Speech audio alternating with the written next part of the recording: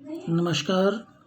राजकीय स्नातकोत्तर महाविद्यालय बारा से मैं डॉक्टर राकेश वर्मा, सहायक आचार्य राजनीति विज्ञान विभाग, आप सभी का इस ऑनलाइन क्लासेस में स्वागत करता हूँ। प्यारे बच्चों, बीए सेकेंड ईयर के द्वितीय प्रश्न पत्र भारतीय राजनीतिक व्यवस्था, इस पुस्तक का हम अध्ययन कर रहे हैं। इस पुस्तक में आज हम जो अध्याय ले रहे हैं वो है क्षेत्रवाद। इसके बारे में हमने पिछली कक्षा में बात की थी।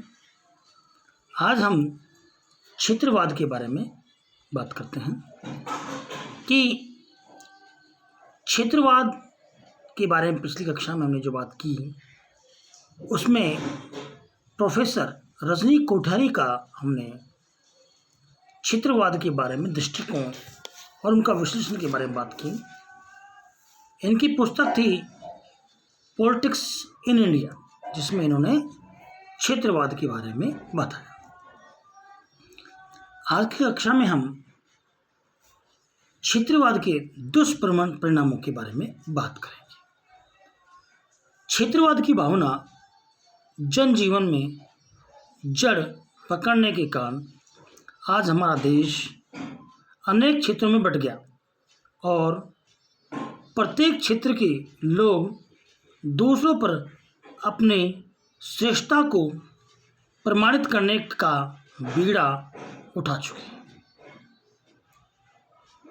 क्षेत्रवाद के दुष्परिणामों के बारे में रजनी कोठारी के विश्लेषण के आधार पर हम उनके दुष्परिणामों के बारे में बात करते हैं, जिसमें पहला है विभिन्न क्षेत्रों के बीच और संघर्ष तनाव। संकीर्ण क्षेत्रवाद का जो प्रथम दुष्परिणाम हमें भारत में देखने को मिलता है वह है कि इसके कारण विभिन्न क्षेत्रों के बीच आर्थिक, राजनीतिक, यहाँ तक कि मनोवैज्ञानिक संघर्ष और तनाव दिन प्रतिदिन बढ़ता जा रहा है। इसका कारण यह है कि प्रत्येक क्षेत्र अपने स्वार्थों या हितों को सर्वोच्च स्थान देता है और उसे ये चिंता नहीं होती कि उससे दूसरे क्षेत्रों को कितना नुकसान होगा। अगला, राज्य तथा केंद्रीय सरकार के बीच संबंधों में विकृत होना। भारत की क्षेत्रता के कारण केंद्रीय सरकार तथा राज्य के बीच का संबंध कभी कभी अत्यंत कठोर रूप धारण कर लेता है। प्रत्येक क्षेत्र के हित समूह, क्षेत्रीय नेतागण, बड़े बड़े उद्योगपति या राजनीतिज्ञ अपने अपने क्षेत्र के स्वार्थों को प्राथमिकता देते हैं और केंद्रीय सरकार का ध्यान अपनी ओर आकर्षित करने का प्रयत्न करते हैं। केंद्रीय सरकार जिसकी तरफ से थोड़ा सा झुक गई वही विवाद का विषय बन गया और केंद्र तथा राज्य सरकारों का पारस्परिक संबंध सौहार्दपूर्ण नहीं रह पाता है। अगला, स्वार्थी नेतृत्व व संगठन का विकास। क्षेत्रता का एक दुष्परिणाम यह होता है कि इसके फलस्वरूप अलग अलग क्षेत्र में इस प्रकार के नेता और संगठनों का विकास हो जाता है जो जनता की भावनाओं को उभार कर अपने संकीर्ण स्वार्थों की पूर्ति करना चाहते हैं। इस प्रकार के नेताओं व संगठनों को न तो क्षेत्रीय हितों और न ही राष्ट्रीय हितों का तनिक भी ख्याल रहता है। उनका समस्त ख्याल तो अपनी लोकप्रियता को बढ़ाकर अपने ही स्वार्थों को सिद्ध करने पर केंद्रित हो जाता है। ये नेतागण कभी तो भाषा के प्रश्न को लेकर हंगामा मचाते हैं और कभी केंद्रीय सरकार के पक्षपातपूर्ण व्यवहार के विरुद्ध नारा लगाने के लिए सामने आ खड़े होते हैं। चाहे इनमें से कोई भी समस्या वास्तविक हो या केवल काल्पनिक हो। भाषा की समस्या का अधिक जटिल हो। क्षेत्रीयता का एक बुरा प्रभाव यह होता है कि क्षेत्रीय वफादारी भाषा की समस्या को सुलझाने में सहायक होने के स्थान पर उसे और अधिक जटिल बनाने का कारण बनाती है। क्षेत्रीय वफादारी का सीधा संबंध क्षेत्रीय या प्रादेशिक भाषा के प्रति विशेष लगाव से होता है, जिसके कारण प्रादेशिक भाषा को आवश्यकता से अधिक महत्व प्रदान करने की गलती उस क्षेत्र के लोग कर बैठते हैं। परिणाम यह होता है कि अन्य किसी भाषा के प्रति सहिष्णुता की भावना बिल्कुल नहीं रह जाती है। विभिन्न भाषाई लोग क्षेत्रों के बीच भाषा के प्रश्न को लेकर कटुता बढ़ती चली जाती है।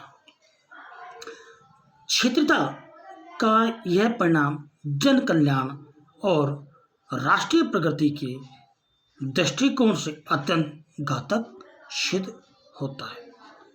अगला, राष्ट्रीय एकता को चुनौती। संकीर्ण क्षेत्रता राष्ट्रीय एकता के लिए चुनौती बन जाती है। क्षेत्रता के फलस्वरूप विभिन्न क्षेत्रों के बीच जो तनाव और संघर्ष की स्थिति उत्पन्न हो जाती है, वह राष्ट्रीय एकता की समस्या समस्त धारणाओं और भावनाओं पर तुषारपात करती है, क्योंकि क्षेत्रता के फलस्वरूप विभिन्न क्षेत्रों के लोगों में कभी क्षेत्रीय स्वार्थों को लेकर, कभी राजनीतिक स्वशासन या पृथक राज्य के प्रश्न को लेकर, तो कभी प्रादेशिक भाषा के प्रश्न को लेकर जो झगड़े या मनमुटाव होते हैं, वे राष्ट्रीय एकता के लिए घातक सिद्ध होते हैं।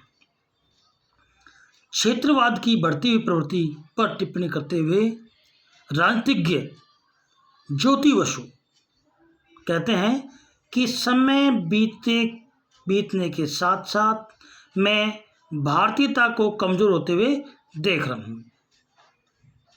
इस प्रकार की चिंता निराधार नहीं है, तथा इस चिंता का अपना औचित्य है।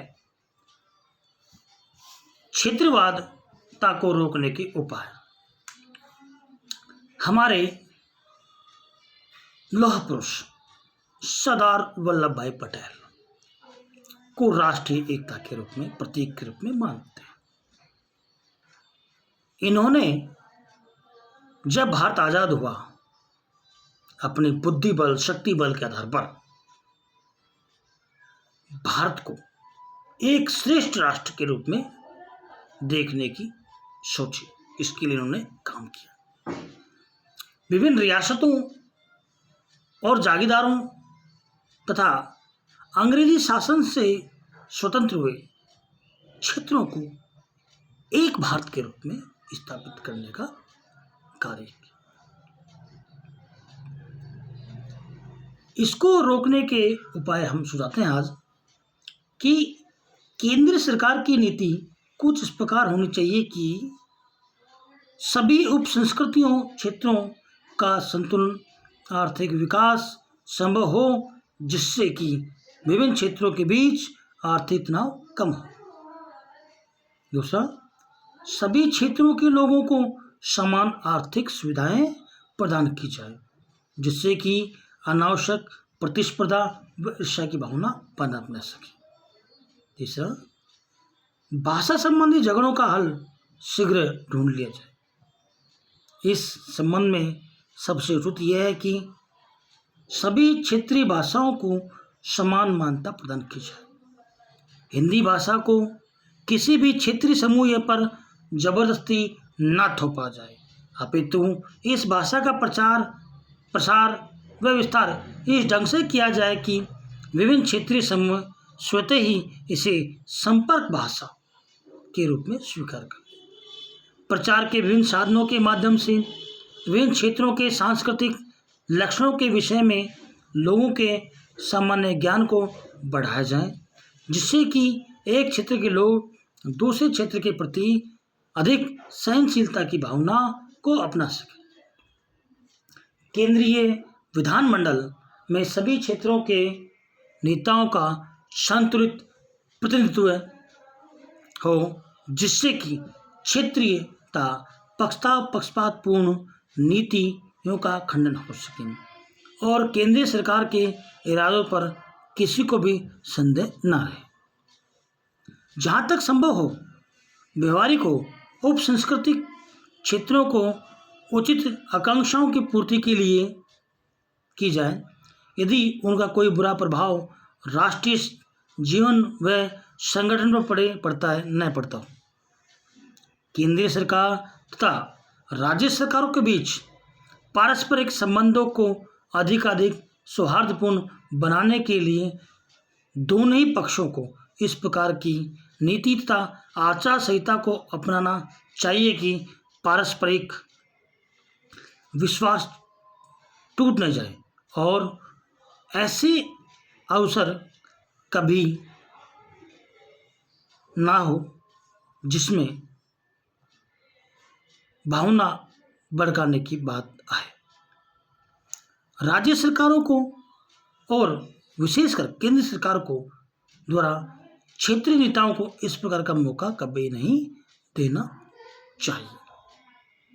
जरूरत इस बात की है कि क्षेत्रता की तुलना में भारतीयता की भावना को महत्वपूर्ण माना जाए। सरदार वल्लभ भाई पटेल का जन्म दिवस 31 अक्टूबर था।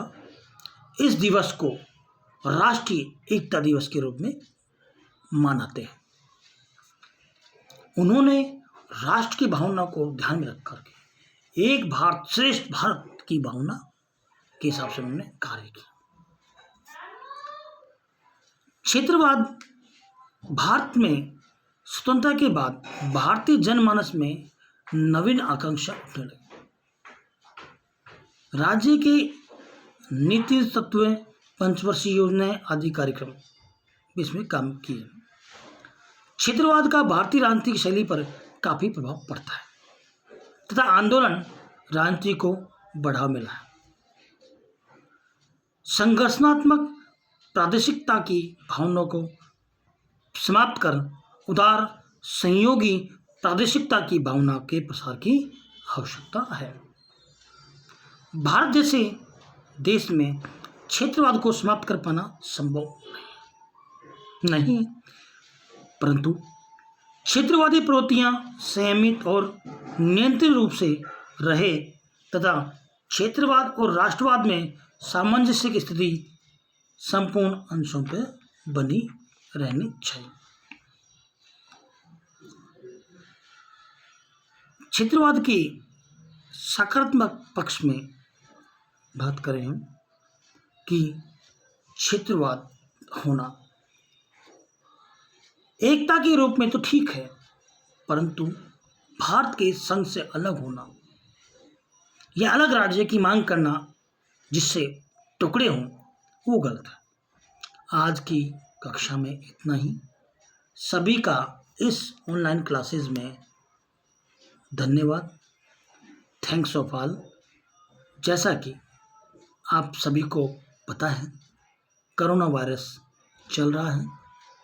इसमें सभी सुरक्षित रहें, एक दूसरे से दूरियां बनाए रखें, मनभेद ना हो, मतभेद ना हो, परंतु शरीर भेद हो।